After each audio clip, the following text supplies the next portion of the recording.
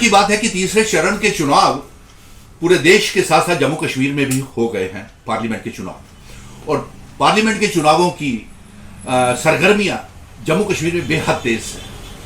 और तीसरे चरण के चुनाव जम्मू कश्मीर में भी पुंछ अनंतनाग सीट के ऊपर हो जाते अगर भारतीय जनता पार्टी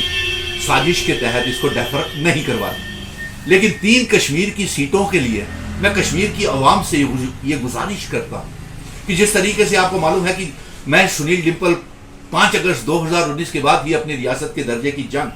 अपना रियासत का दर्जा, स्पेशल स्टेटस 370-35 से और अपने बुजुर्गों की विरासत, अपनी पहचान, आइडेंटिटी, कल्चर, डेमोग्राफी, इतिहास को बचाने के लिए जो जंग लड़ रहा था, सड़कों से लेकर के सुप्रीम कोर्ट तक ये जंग मैं जीत करके आया हूं। रियासत के दर्जे की वापसी और असेंबली के चुनाव करवाने की वापसी को मैं जीत करके आया हूं। अब कश्मीर के लोगों को अपना फर्ज निभाना है। 2 जम्मू की सीटें तो हम जीत रहे हैं और 3 कश्मीर की सीटें भी हमको जीतनी है। इसलिए मैं कश्मीर की और जम्मू कश्मीर की 1 करोड़ 30 लाख आवाम से ये गुजारिश करूंगा कि जितने भी मेरे कश्मीर के वोटर्स हैं, माताएं, बहनें, नौजवान, उनसे अपील है कि उस पार्टी को वोट करना जो 370 स्पेशल स्टेटस की हिमायत करती हो, नंबर 1। नंबर 2, जो दूसरा रियासत के दर्जे की वापसी की जंग में मेरे साथ खड़ी। नंबर 3, जिन शर्तों के ऊपर हमारे बुजुर्ग, हमारे महाराजा हरि सिंह जी, हिंदू, मुस्लिम, सिख, ईसाई, गुज्जर, बकरवाल, चिनाब वैली, पीर पंजाल, पहाड़ी लोग,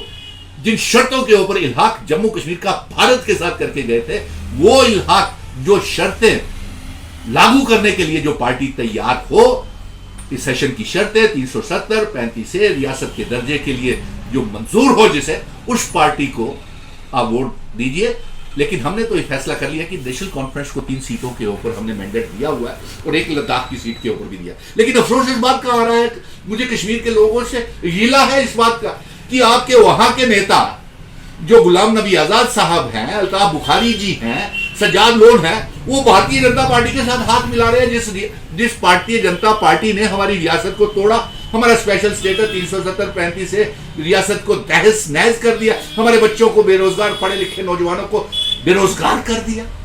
ये बुखारी, सज्जाद लोन, आजाद उन पार्टी के साथ समझौता करने वाले हैं। लेकिन मेरे मित्र, मैं सज्जाद लोन से भी कह दूंगा और बुखारी साहब से भी कह देता हूं, रजा साहब से भी कह दूं कि ये आप बेनकाब हो गए, आप बेचैन हैं। कश्मीर के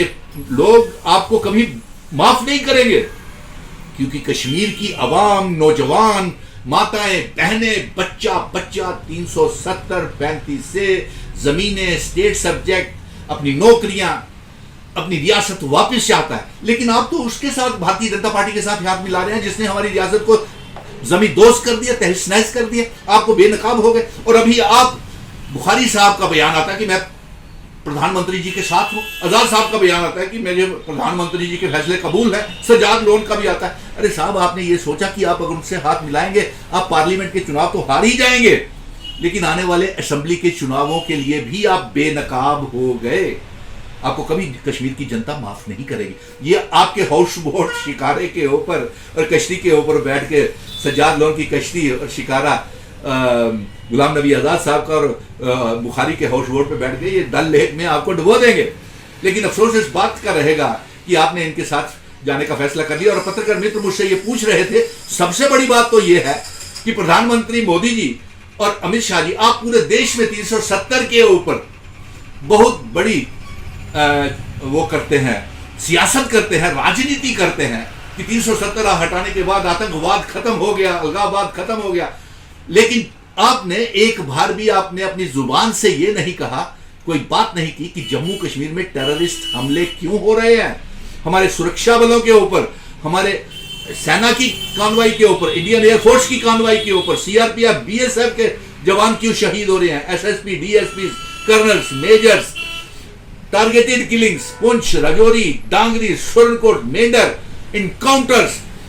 Jammu Kathua highway, Ramnagar Udhampur highway, VDC के मेंबर शहीद हो रहे हैं, क्यों हो रहे हैं? इसके ऊपर आप चुप क्यों बैठे हुए हैं?